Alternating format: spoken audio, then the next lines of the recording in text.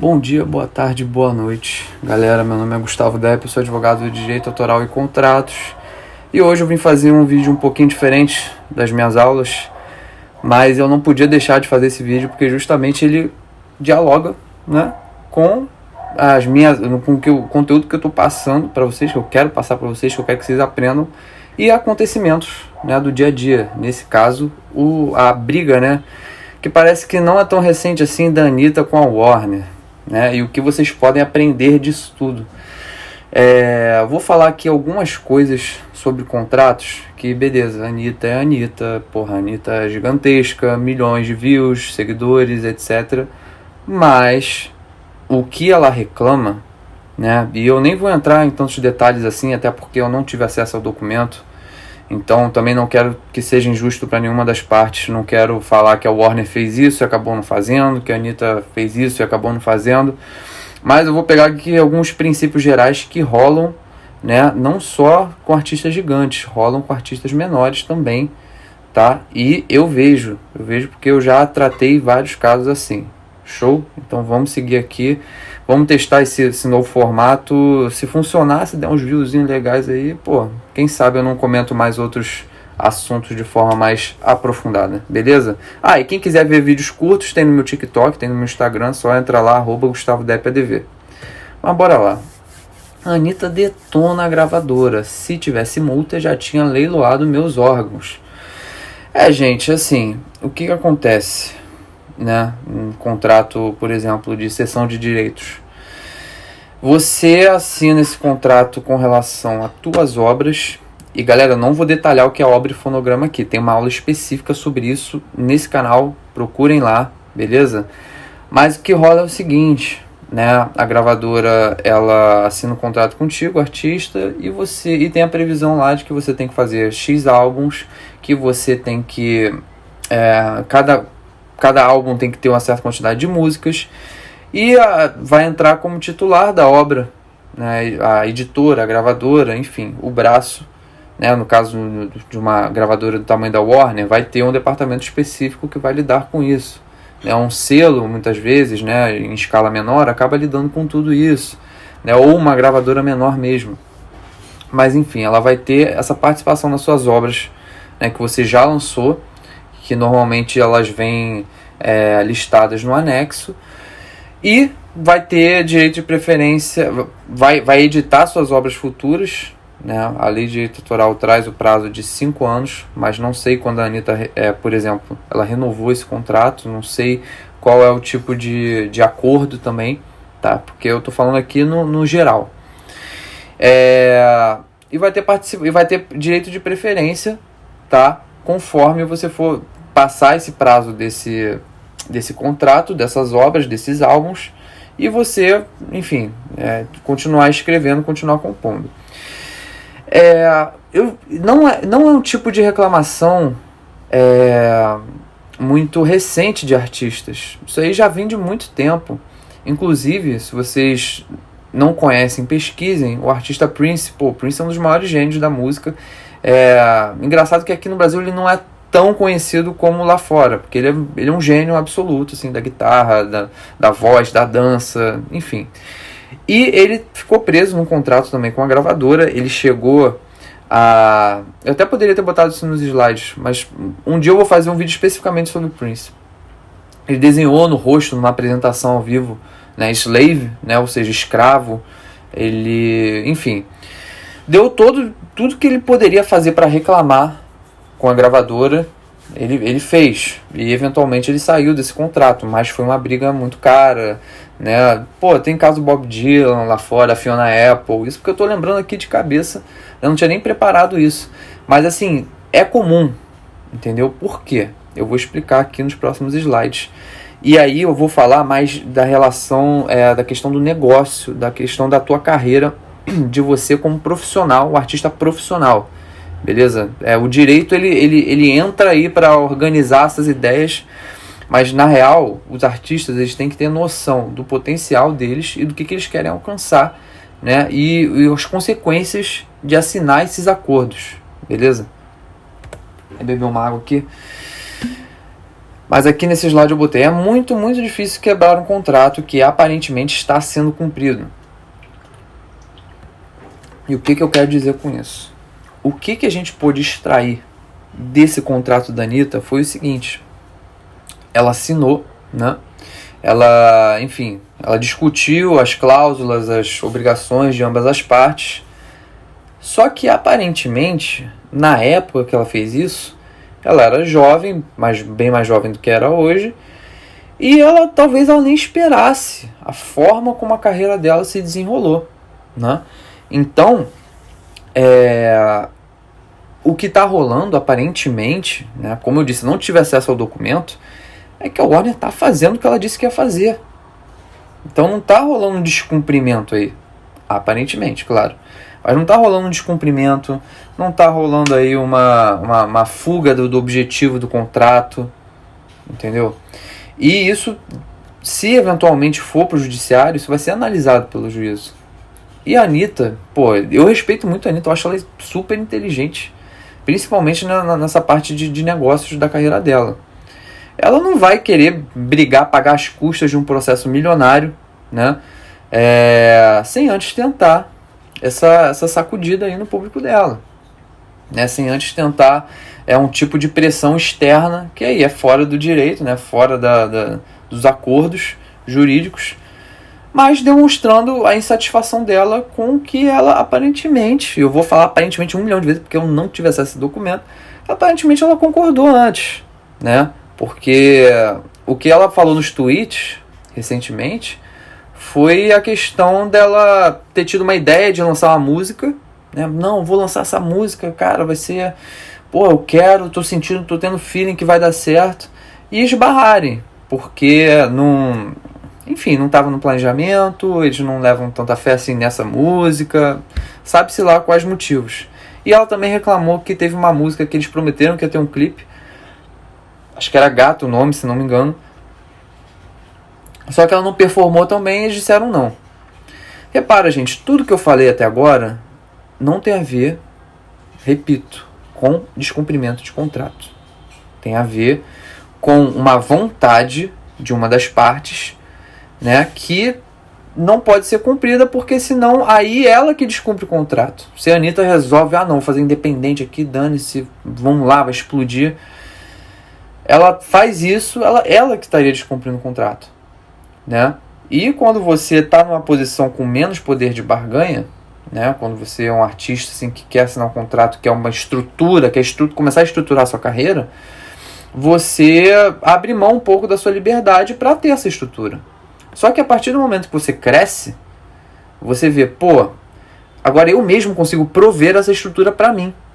Para que eu preciso de alguém mandando, dizendo o que eu tenho que fazer ou o que eu não tenho que fazer, né? Esse é o ponto. Então, aparentemente que ela queria fazer o que desse na telha dela, né? Porque música, arte no geral, né? Você não pode só botar a planilha de Excel, ao mesmo tempo que você não pode abrir mão das planilhas de Excel, né? Tem muito feeling envolvido, tem muito, né, insight, ideia que você vai lá e faz e dá certo. Mas também tem planejamento. E é claro que a estrutura gigante de uma gravadora, né, muito mais fria, muito mais burocrática, vai optar sempre, ou quase sempre, pelo planejamento certinho, pelo Excel, cara. Então, assim, é complexo, tá? Mas, de tudo que eu tive acesso até agora, de todas as notícias, tweets, etc., todas as fontes que eu consegui ler, não houve esse tipo de rompimento desse acordo. E aqui resumo o que eu falei: acordos ruins para algumas das partes são diferentes de acordos anuláveis. E eu vou mostrar no próximo slide que aqui a Constituição Brasileira, o Código Civil e mais recentemente a Lei de Liberdade Econômica protegem os acordos privados, galera. Então, para um contrato ser quebrado, ser discutido, precisa ter um ótimo motivo, né? Ele precisa ou não estar obedecendo uma forma prescrita por lei, como eu vou falar para vocês, um objeto ilícito, né? Ou seja, algo que você não poderia estar comercializando, por exemplo, né? Ou prestando um serviço proibido. Você tem as partes são menores de 16 anos. Enfim, tem alguns aspectos em que um contrato pode ser rompido ou pode ser considerado, né, não respeitoso da lei, perfeito? E também há outras questões que eu não vou trazer nesse vídeo aqui, mas eu vou trazer na aula de contratos, em que a situação muda muito, né? Fica discrepante o ganho de uma pessoa, de uma das partes com relação à outra, né? De forma imprevisível. Os costumes, né? Da execução daquele contrato, eles mudam com relação ao que foi acordado. Né, dando um exemplo muito esdrúxulo aqui, vocês acordam de receber as parcelas combinadas todo dia 5, mas depois de 2 anos do contrato, você vê que 90% das parcelas foram recebidas dia 10. Você tem uma mudança aí real, uma mudança prática, uma mudança material, né, dessa relação, mas que não foi expressa no contrato. Então, fica difícil, você chega para o juiz e fala, olha só, tem esse tanto aqui de juros, né, porque eles pagaram dia 10, né, aquela parte pagou dia 10 de todo mês, sendo que a gente tinha combinado o contrato dia 5. Mas o juiz vai pegar e vai falar para você, pô, mas você aceitou tudo, você não cobrou em nenhum momento juros, o que você quer cobrar agora? É basicamente isso, tá? Então, na minha aula de contratos, eu vou dar os nomes certinhos dessas questões, desses detalhes, mas eu quero que vocês fiquem atentos a essas questões, cara, porque vai refletir na execução desse contrato, né? De repente tem uma questão dessa no contrato da Anitta também. Ela aceitou uma situação esse tempo todo e agora ela quer mudar? Não sei, pode ser também, né? Eu estou tentando aqui ser o máximo de imparcial possível, mas para não ter ido direto para o judiciário, talvez esteja tudo escrito bonitinho.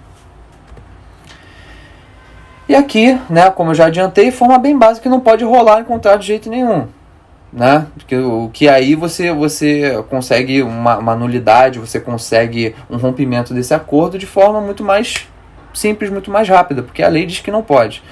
Comercialização de coisas ilegais, partes serem menores de 16 anos e sem representação, claro.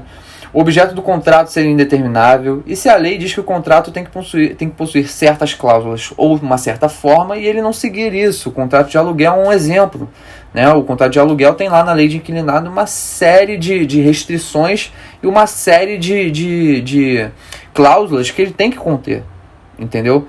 Então, apesar de estarmos, né, nesse contexto de liberdade econômica, de acordo entre as partes, essas coisas todas, a gente tem que bater isso com o que diz a lei, tá? Mas, é claro, a lei, o direito, ele nunca acompanha a realidade, né? Ele nunca acompanha os negócios. Não dá tempo de chegar um legislador a aprovar uma lei, né? Demora, é um processo demorado você aprovar uma lei federal. Do mesmo jeito, chega até um pouco mais rápido no judiciário, mas até o judiciário se mexer, né, passarem por todas as instâncias, né, ainda mais quando é uma questão nova, tipo, aí fugindo um pouco aqui dos negócios, falar de fertilização in vitro, enfim, uma série de questões, né, que a dinâmica da sociedade vai mudando, né, o judiciário ele demora para absorver e dar uma decisão, e muitas vezes dá decisões retrógradas também, como o casamento entre pessoas do mesmo sexo. É uma questão que ainda não está totalmente consolidada, a Constituição ainda não mudou, né, lá no artigo que fala sobre isso, sobre casamento, sobre união estável, enfim, gente. Então, tem que ser observado isso tudo, né? Um negócio, né, questão de Bitcoin, né, eu quero vender meu NFT, quero não sei o que, não tem uma previsão na lei, no Código Civil sobre NFT, né? Tem sobre bens móveis, né? Tem sobre questões de patrimônio, né? Mas para até ter uma regulamentação, né? Porque aí a gente pode falar até fugindo um pouco de leis, falando sobre normativas, né? Dos órgãos que têm esse tipo de atribuição. Enfim, já estou viajando aqui no juridiquês, vamos seguir, mas entenderam, né? Então, em resumo, gente, se forem assinar um contrato, ainda mais com uma grande gravadora, sentem com o manager da carreira de vocês, ou alguém que possa ajudar você a pensar de forma mais objetiva e menos eufórica, e um advogado, tá? Na real, o que eu sempre falo todo contrato mostra para um advogado, tá? Eu sei que vocês têm receio de gastar dinheiro e tal, mas entrem num acordo com esse advogado, conversem com essa advogada, Né? Pô, você pode me dar esse auxílio? Sei lá, gente. Mas sempre façam passar no olho de alguém que está acostumado a ler as chatices do direito, né? Os terminhos do direito, né? As cláusulas. Porque, cara, isso aí, pô, você assina um contrato, a Anitta tá há quanto tempo contratada com o Warner? Anos e mais anos, não sei, né? Mas aparentemente é muito tempo. Até vi uma foto dela em 2013, ela assinando o primeiro contrato, não sei se é o mesmo contrato até hoje, não sei se, enfim, foi renovado ou qualquer coisa do tipo, mas, gente, é um investimento que vai valer muito a pena. Vai valer muito a pena. E outra coisa, tá? Não tenho um advogado, não vou pagar um advogado. Cara, ou você senta com um manager da tua carreira, né? Um empresário, ou quem quer que seja, né? Um produtor executivo, sei lá, alguém que esteja envolvido com a sua carreira, mas que não vai ter essa euforia sua, né? Ou você vai chegar nas nuvens para assinar um contrato. Você não vai querer negociar nada, porque você vai ficar com medo desse contrato não ser fechado. E é um medo, gente, que eu entendo, porque eu também sou artista, eu também sou músico. Eu entendo que haja esse medo. Mas, galera, não vai ser um contrato que vai te definir como artista ou não. Ainda mais hoje em dia. Hoje em dia, a gente não precisa necessariamente de uma gravadora, de um selo para fazer a nossa carreira andar. Pensa comigo. Se essa gravadora, se esse selo chegou até você, quer dizer que você já produz o valor, pô, maneiro, no mínimo. Né? Porque a gravadora não faz caridade. Empresas não fazem caridade. Então você já tem aí um poder de barganha que às vezes você nem sabe. Por quê? Porque às vezes você, sei lá, uma pessoa hiper carismática que sabe usar muito as redes, que enfim grava muito bem as suas músicas, mas você mesmo não se dá conta disso. Então você, tendo aquele selo, né, aquela gravadora que vários artistas que você admira já assinaram, tem aquela pompa toda, cara, pode ser só casca, né? Enfim, eu já fiz consultoria de gravadores que, pô, foram muito legais, estão sendo muito legais com os artistas, estão chegando junto, tá? E às vezes os contratos nem são... Os contratos são bem, tipo assim, pegam bastante das obras e dos fonogramas e, enfim, da carreira desses artistas. Mas como chega junto, como essa empresa chega junto, vale a pena. Entendeu? Porque a gente não pode olhar só para o contrato. Olhem para as pessoas e pensem que vocês vão sentar na mesa com outras pessoas. E essas pessoas, elas têm uma visão que não é romântica, né, da carreira de um artista. Não é romântico. Pode ter uma galera ali empolgada, assim, realmente querer fazer sua carreira acontecer, mas você tem que chegar um pouco mais, né, mais pragmático, mais pragmática. Sentar com a tua empresária e falar, pô, o que vocês... Vamos, para onde a gente quer ir? Para onde, pô, eu posso chegar a minha carreira contigo? Né? Para onde você acha que essa empresa vai levar a nossa carreira? Né? A galera lá é firmeza mesmo? A galera lá, pô, chega junto? A galera lá quer um pedaço das minhas obras, quer um pedaço dos meus fonogramas, quer um pedaço, enfim, dos meus royalties. Mas eles vão chegar, vão fazer minha música andar? É isso que vocês têm que lembrar sempre. E também, gente, não dá para pensar que vocês vão estar no mesmo lugar daqui a X anos. Né? Eu sei que eu, por exemplo, sou uma pessoa que eu sou otimista, mas eu sou meio cético. Então, às vezes, a gente corta o nosso potencial, ou a gente não enxerga o nosso potencial, que quando as coisas começam a andar, você vê, caramba, eu estou muito maior do que eu jamais imaginei estar, ou eu estou, assim, eu poderia estar muito maior se não tivesse alguém me barrando. Então, vou até mostrar aqui no próximo slide. Não é esse slide não, é o próximo. Eu não tenho absolutamente ninguém para me ajudar e também não tenho dinheiro. Beleza, digamos que a situação é realmente urgente assim. Tá, isso aqui eu tô preparando vocês pra, cara, emergência, não tem ninguém, não tem quem conversar, não tem advogado, sei lá, não sei, também não quero contratar ninguém. Pelo menos, foca nisso aqui, ó. Coisas que vocês podem e devem negociar para não sair num prejuízo grande, seja um prejuízo hoje ou um prejuízo daqui a 5, 10 anos. Tá? Principalmente 5, 10 anos, galera, vocês têm que pensar que vão estar muito maiores. Não tem jeito. Então, você não pode, com a cabeça de hoje, né, tentar aceitar as condições para hoje. Porque se estão assinando com você, é porque acreditam que você vai crescer muito e vai gerar lucro. Tá? Então vamos lá. Coisas assim, urgentes, é situação de urgência, de emergência, não tem ninguém para contratar, não tem ninguém para conversar, vou chegar lá sozinho, na cara e na coragem, então tá. Tempo de contrato. Se for muito longo, no futuro a chance de ser desvantajoso para você é muito grande. Então, tente diminuir esse tempo de contrato. Não importa quanto seja. E veja bem, tem um contrato que diz respeito a, enfim, um contrato de agência, um contrato, né, de empresário, um contrato de prestação de serviços no geral, e tem um contrato de cessão de direitos. O contrato de cessão de direitos vai dizer respeito a tuas obras e teus fonogramas. E muitas vezes, né, há cláusulas nesses contratos que dizem que a vigência com relação àquelas obras na qual você já escreveu, né, possivelmente já até gravou, e você vai mandar para a mão da gravadora e as próximas que você vai escrever, os direitos patrimoniais, ou seja, a grana, vai ficar sob o controle deles, né, de recebimento, né, de divisão, de royalties e tudo mais, vai ficar sob controle deles e a porcentagem deles enquanto durar, né, os direitos patrimoniais, ou seja, o teu direito de receber essas músicas. Se você não estiver entendendo, vai para a aula de direitos morais e direitos patrimoniais. Mas o que eu quero dizer é o seguinte: 70 anos é o tempo que vai para domínio público. Então vai continuar o direito patrimonial dessa empresa, né, a porcentagem deles vai continuar na mão deles. O que eu estou falando aqui também é questão de controle da sua carreira. O controle da sua carreira é diferente dessa questão de cessão de direitos.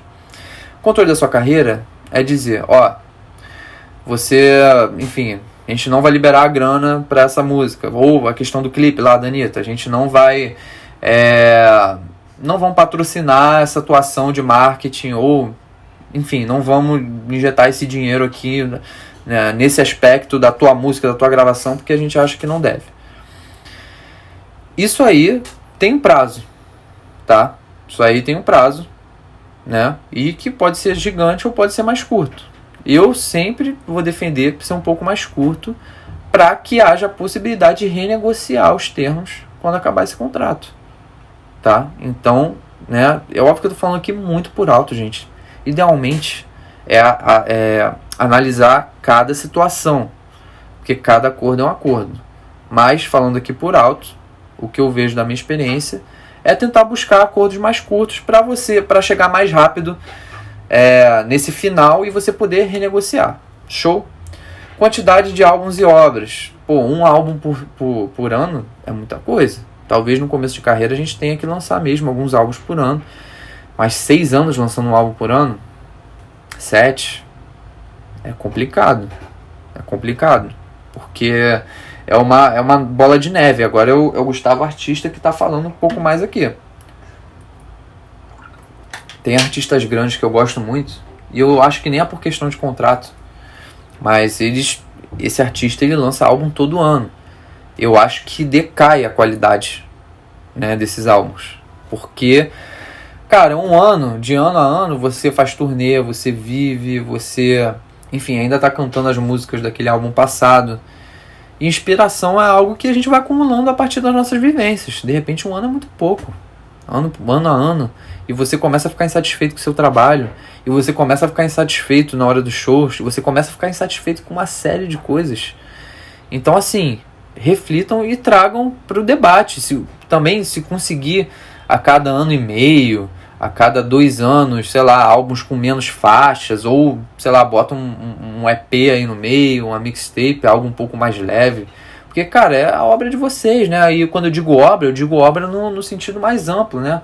É o que você vai deixar para o mundo aí da tua arte. Então, também é algo que eu negociaria sempre, né, o menor possível, a menor quantidade possível, porque muitas vezes a qualidade não tem a ver com a quantidade. E às vezes você até escreve muita música, mas você não quer lançar aquelas músicas todas, né? Enfim, entenderam o que eu quis dizer. E contrapartidas da gravadora, selo, o que quer que seja, botar por escrito no contrato que eles estão te prometendo de boca. Vocês estão falando, não, mas a gente vai chegar junto, a gente vai investir, a gente vai não sei o que, a gente vai fazer acontecer. Mas tá no contrato isso? Se não tiver, cara, como é que você vai cobrar? Entendeu? E tem o cobrar para estar no contrato e o chegar lá e falar, galera, aqui, isso aqui. Pô, isso aqui tá escrito no contrato. E aí, como é que vai ser? Então, por isso que eu bato tanto na tecla de ter alguém te ajudando. Porque às vezes você não quer lidar com isso. Gente, pensa em jogador de futebol, pô. Jogador de futebol tem sempre empresário. Os maiores, pelo menos.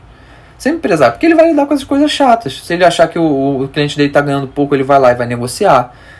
Ele vai lá e vai falar, não, ele quer mais. Porque ele fez X gols na temporada. Tô dando aqui um exemplo esdrúxulo, mas assim...